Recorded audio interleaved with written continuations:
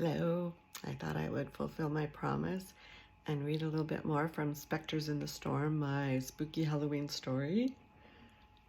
First, a sip from my fiber to wet my whistle so I can read. We'll see how far I get. I'm not going to try to stay in a minute. Ernest didn't position Winston at the prow, though he'd been tempted. It was their function to occupy high-risk places, but he needed human eyes and instincts, his human responses, as they cautiously chugged toward the edge of the storm. Below them, the sea appeared to grow calmer, almost becalmed, as they pierced the first edges of the trailing fog. Wisps of it wrapped around their stacks and trailed along the sides of the airship like very long exploratory fingers. There was a small bump, as if they'd passed through something resistant, then a jerk as the airship's speed increased slightly. It almost seemed, after that initial resistance, that something now pulled them forward faster. Alarmed by that thought, he rubbed out an order and the engine slowed. To his relief, so did their forward speed. Conversely, he now wished he hadn't slowed. A pure scientist, he had not believed in anything outside his sight and sound, but he had learned the hard way that there were other senses, ones that warned of danger before it was seen. If he'd trusted it back then. He snapped off the thought that threatened to pull him into the past, distracting him from this very present peril. The only sound came from the engines, and those sounded muffled, as though the thick air acted as a dampener. Even the sound of his breathing seemed muted. It felt labored, as if the thick air entered his lungs reluctantly. When they were fully under the storm, the fog fell away, drifting back toward the outer edge once more.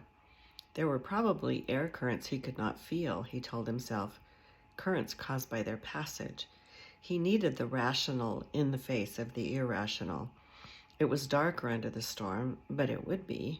Though the water ahead was calm, the storm showed an observable circulation, at least from what he could see through the murk. The shape of the storm was that of something viscous, pushed through a funnel, the spirals thicker at the edges, then thinning as they approached the center. He was too far from that center to see if there was a defined eye, though this storm appeared to lack other recorded characteristics of a cyclonic storm. The smell of burning was stronger now, and the air tasted coppery. He was reminded, he frowned, of a blacksmith's forge, fire and brimstone. It did not fit the general conception of hell. Fire and water were, for the most part, mutually exclusive, unless there was something in there. His skin crawled, and he felt an urgent need to turn back. He suppressed it with an effort. The stacks shuddered as if they'd come into contact with something. The top of the dirigible was lost in the dark clouds, so he ordered a few more feet of descent. The sturdy airship drifted lower, skimming along just barely above the surface of the almost motionless water. The shudder stopped. They moved forward with more ease. It became easier to breathe. Once more he resisted the urge to increase speed.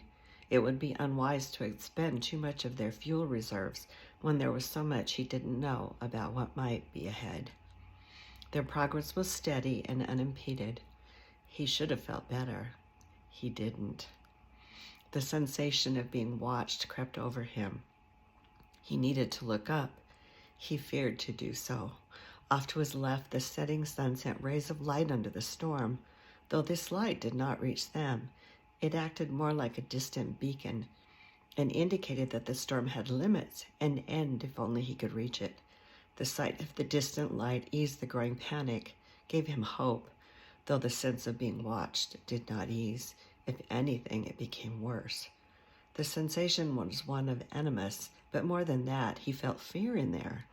Anger, malice, nothing positive.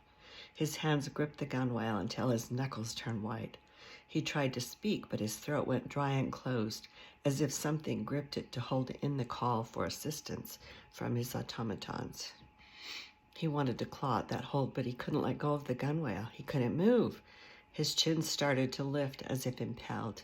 When he could fight no longer, when he thought he must look or die, He was distracted by movement along the surface of the water. He blinked, sure it must be an illusion, but the sight of it, for whatever reason, eased the sense that he could not move or speak.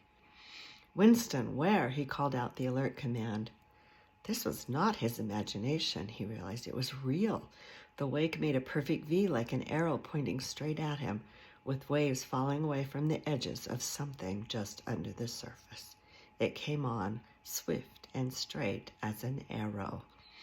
A sort of howl like the wind, but not like it either, sounded above him. Then the surface of the water came to a boil. Out of the maelstrom, he saw something. If you want to find out, you got to read it.